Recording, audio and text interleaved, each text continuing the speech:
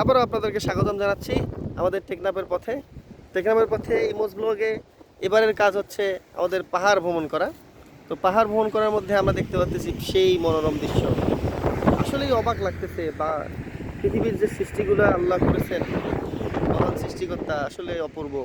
আসলে সৃষ্টির রহস্য খুঁজতে গেলে দেখব যে এখানে পাহাড়, সেই বড় বড় পাহাড় দেখা যাচ্ছে। এই পাহাড়ের পাশে পাশে হচ্ছে সমুদ্র, পাশেই সমুদ্র, সমুদ্রের শব্দ শুনতে পাচ্ছি আমরা।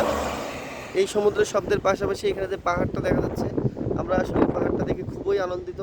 এবং পাহাড়ের যে সিনটা আসলে আমার কাছে অনেক ভালো লাগতেছে। আমি এর আগেও পাহাড় দেখছি, কিন্তু এত সুন্দর পাহাড়, পাহাড়গুলোর মনে হচ্ছে বড় বড় রাজপ্রাসাদ হিসেবে দাঁড়ায় আছে। আসলে আমাকে অনেক ভালো লাগতেছে।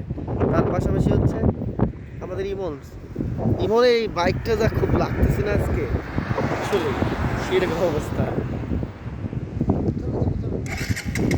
যাই হোক, পাশে সমুদ্র, সমুদ্রের গর্জন, এদিকে হচ্ছে পাহাড়ের নীরবতা, দুটো মিলেই আসলে সুন্দর মনোমুগ্ধকর একটা পরিবেশ। এই মনোমুগ্ধকর পরিবেশের সাথে ইমোজ ব্লগে আপনারা থাকেন।